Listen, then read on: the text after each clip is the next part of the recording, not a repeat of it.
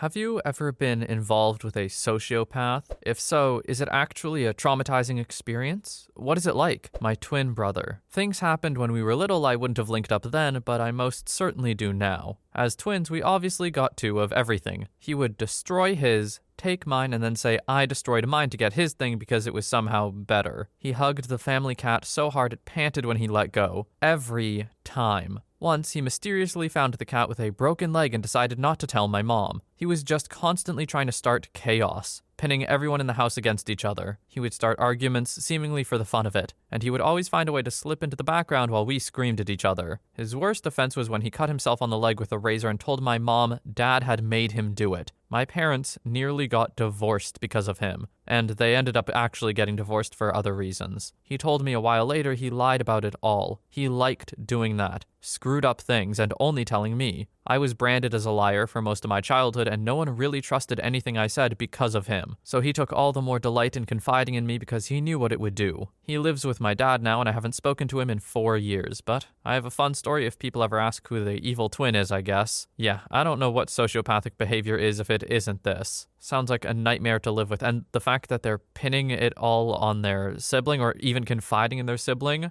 but no one believes them is just evil. I can't believe a child or anyone can possibly think like this. Some wires are not going right in his brain. Story 2. Yes, he admitted his diagnosis proudly, at least to me. He was very troubled. I was only with him for 8 months, but those 8 months were the worst of my life. He seemed happy to discover I didn't have stable housing, asked if I would like to move in. I said no. So he started causing problems with the people I was crashing with. I didn't realize until later that he was the one who got me kicked out. Once I had no choice but to stay with him, hotels or the streets. He laughed and said he's breaking his lease. Maybe if I did what he said faster, I would be able to stay. But he said that I could sleep in his basement. He would do weird stuff like that. Making me wait outside of bars, his job, his friends' houses was a big thing he would make me do, especially if the weather was poor. When he drank, it was even worse. I'd sleep with the bathroom if he was drinking to get away from him. If I didn't, he would strangle me when he blacked out. He's wanted for unaliving a girl in another country now. No clue where he is, but I'll randomly get contacted by him. It's been years, but he still contacts me. All he says is, I love you. Once he got into my email and changed my name to I love you. I know 100% it was him. I've seen and been through a lot of screwed up stuff in my life.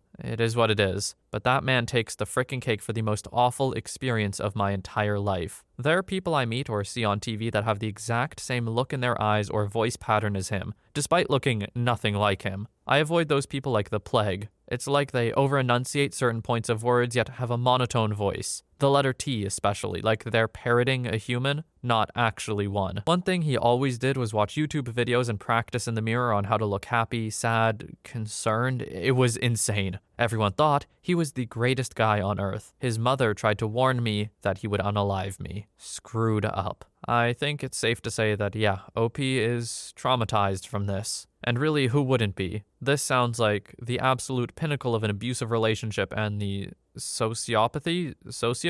I don't know how to say it. Being sociopathic on top of it definitely didn't help things. OP, I hope you're doing better now. And I also hope you've gotten to experience some more positive, less toxic relationships in your life, whether it be romantic or otherwise. Story 3. He was a classic, into animal torture and stuff like that. The way he got to talk endlessly about animal torture was by pretending he felt bad for it and looking for sympathy. I can't believe I did X and Y. I feel so bad. He kept mentioning it so much. He thought it was funny when me or the baby had pain. At one point, he told me that it was so long ago that by now I should also think it was funny that he had gotten my blood and pieces of my flesh on him. He said that me having empathy was proof that I was mentally ill because empathy doesn't exist. You just learn in your teens that there's consequences for being bad to other people. He also said that nobody cares about women. They're like steak in the supermarket, and that when he saw a woman in the streets, he thought about assaulting them. He was incredibly charismatic, and the police said that I made a false report. He is still harassing me through the legal system.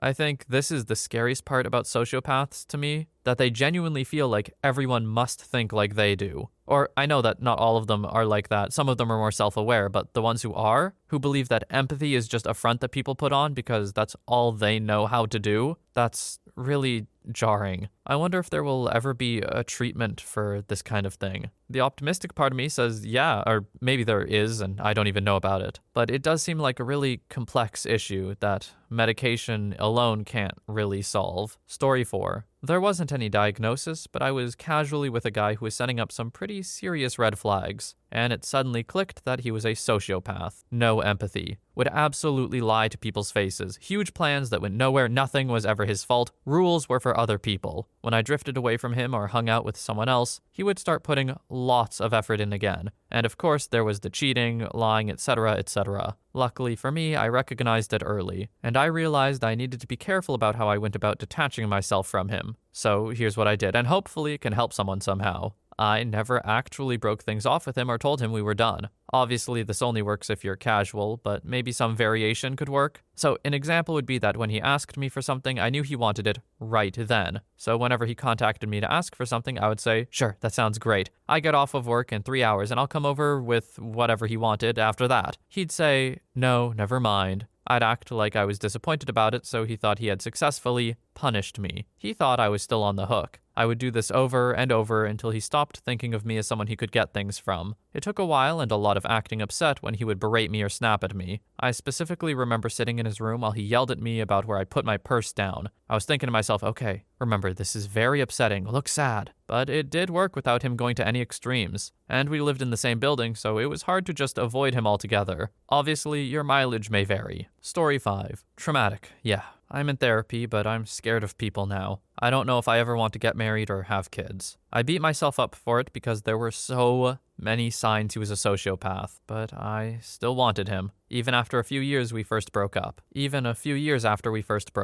I ended up catching herpes. He never cared about me and only cared about himself. He used me. I get really mad at myself whenever I think about it. Even typing this out, my anxiety is slightly hitting me. I learned that I was in love with the idea of being in love and that my self-esteem was so low. It's probably going to be a long time before I trust people again. One of my biggest fears is falling into that again. Even worse, not leaving. I'm thankful that I have family and friends, so that helps me. I don't feel alone. I feel love all the time. Story 6. Clinical psych grad student here. There are going to be a lot of sensationalized responses on here that paint a picture of sociopaths, antisocial personality disorder, or narcissistic personality disorder, depending. This is how the DSM-4 and DSM-5 characterize them. That is violent and demented. The reality is that sociopaths, just like mentally healthy people, come in all shapes and sizes. Violent tendencies can exist, but aren't necessarily advantageous for people. Many sociopaths end up becoming successful doctors, lawyers, or politicians, and most of them do not commit acts of violence or overt aggression. One caveat is that antisocial personality disorder is characterized by acts of criminal or otherwise delinquent behavior. Narcissists, not quite as much. And yes, I was romantically involved with a sociopath. Ultimately, being with him felt like I had been thrown into rapids. I felt disoriented, confused, and betrayed after every single conversation about his treatment of me. Somehow, it was my fault for criticizing him too much. He refused to apologize and claimed that wanting an apology for mistreatment was manipulation on my part. I told him once that being with him felt like he was holding me by the throat over a great precipice. I didn't want to hold on to him, but if I let go, I feared I would fall. He had constructed a world around me in which my reality was no longer real, in which I was never the victim but the ungrateful charity case, and in which he was constantly inventing new ways to torment me psychologically and intimidate me physically. The tumult, the rapids, were ultimately a script of rapidly oscillating states of being. He would apologize and promise he would change. He would cry and beg for me not to leave him. If I tried to make him leave, he would pivot to threats or demean me. Everything happened on his terms, even if it didn't seem that way. Outwardly, he appeared to be a patient, kind, and charismatic partner. He was conventionally attractive, intellectually gifted, and socially adored. His views on life were reasonable and measured, and his style of rhetoric is, to this day, one of the most engaging and convincing of anyone I'd ever known. The acts of cruelty and humiliation were rare at first,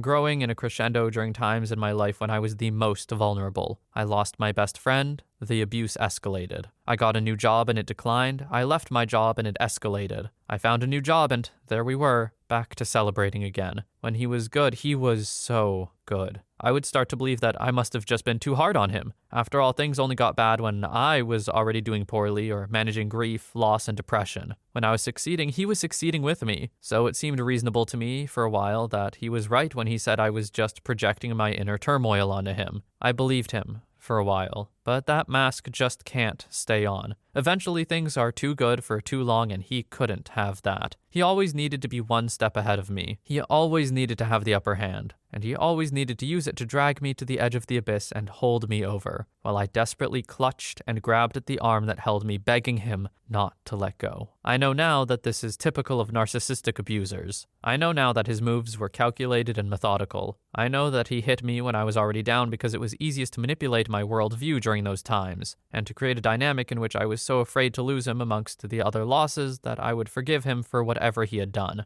even if what he had done was slowly bore a hole into me, removing pieces of myself that I had left defenseless to exploit. I now know that the true trap is the poison in the sugar. I know that it's the sweetness, the overtures when you are stronger, that truly ensnare and contort. And I know it wasn't my fault. It had never been my fault. The red flags I'd seen from the start were warnings I should have heeded, not forgiven. And that in robbing me of myself, in repeatedly gaining and abusing my trust and affection, he was whittling me away from the inside out, until I felt more like scattered debris of myself than an entire person capable of walking away when I first realized I had to. I tried to leave him 10 times. It took me 9 months after the abuse first started to get out, 6 after the first serious events started to unravel. I didn't think that these sorts of things could happen to me because, well, I had studied this sort of thing. I knew these signs academically. I was so certain I would recognize them. I'm a strong, outspoken, and almost aggressively independent person, someone you would think incapable of victimizing. But there I was. It happened to me. And in it having happened, I understand how truly insidious abuse is.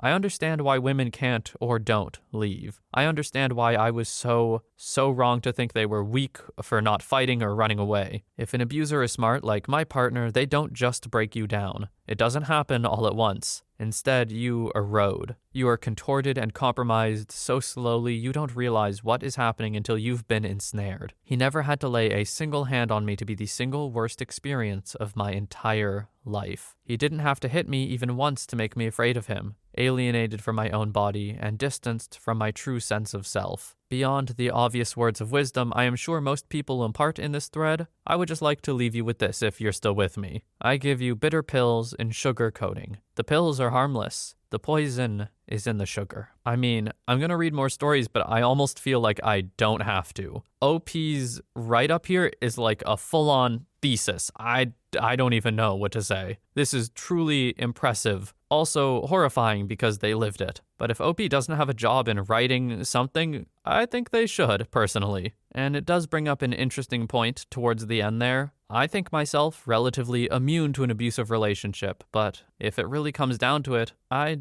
don't know if that would be the case. I feel like anyone is susceptible, no matter how much you know about it. Abusers are evil and manipulative, and they will work very hard to get what they want. If anyone listening has ever been in an abusive relationship, just know it is 0% your fault. And I hope you're in a better place now or out of the relationship at the very least. Story 7. I was with a man who was never diagnosed, so I can't say for certain, but even being with someone who had the potential to be was traumatizing. I also had a therapist who said he most likely had antisocial personality disorder, and I told her very little about him. He had me under his control for almost 10 years. I had no friends in college because he made me believe he was my entire world. He made me feel intimately inept so that there were things I was unable to do with the later partners. He told me he loved me even though it was something he couldn't feel, because he knew it was something that would make me even more easy to manipulate. He slept with countless women when we were together, and then led me to honestly believe that it was my fault. If I even spoke to other men, we got into a fight. He got me to let him read my journals and then was mad that he made me so depressed. I got pregnant and he asked if he was really the father. My relationship with my fiancé ended because he made me believe I was still in love with him. I felt so bad about myself for a long time because I let him treat me so poorly and get away with so much. But the more I read and researched, I knew it wasn't me. I grew as a person and worked on everything holding me down, and now he means nothing to me.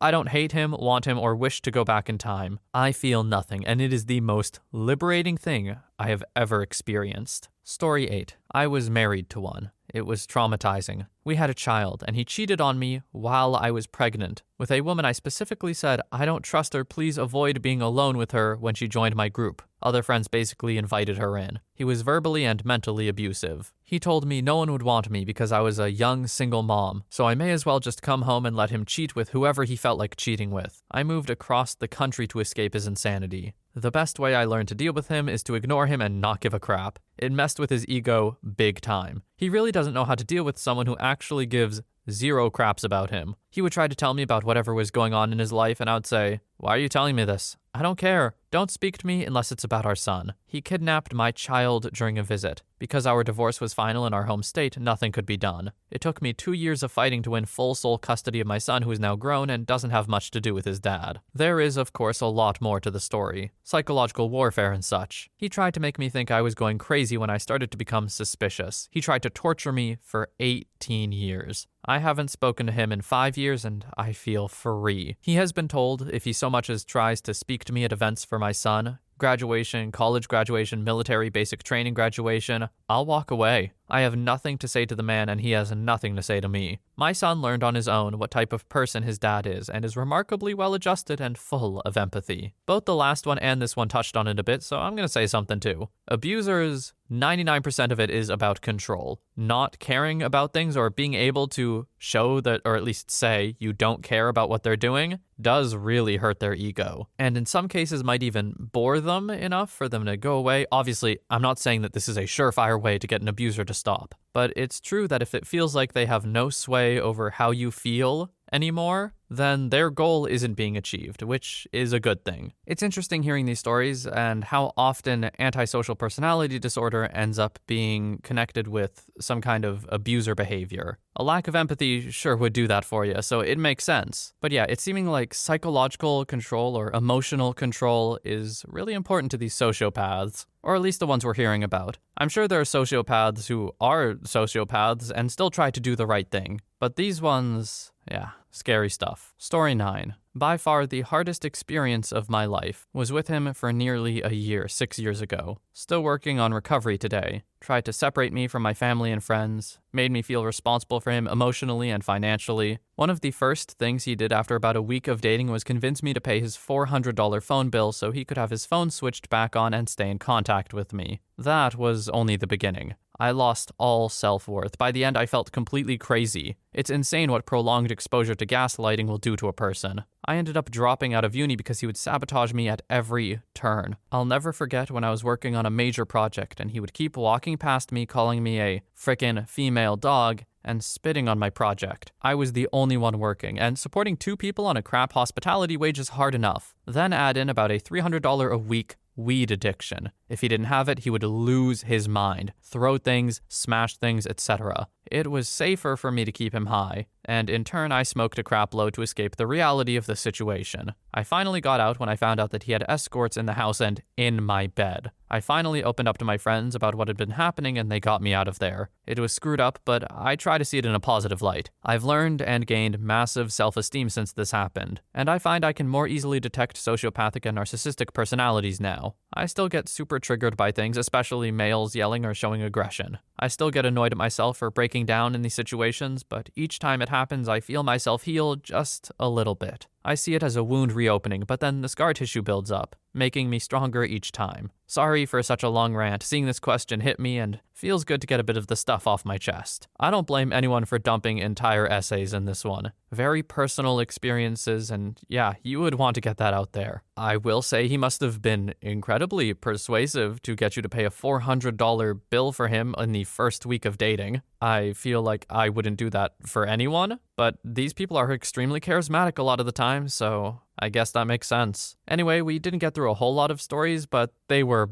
big ones. I hope you enjoyed the stories, or more importantly, I think for this one, learned something, because I feel like there's a lot to take away. I'm wishing everyone listening to this, and well, everyone in the world, happy and healthy relationships. And I'm also wishing you a good day or night wherever you are, and I'll see you in the next one.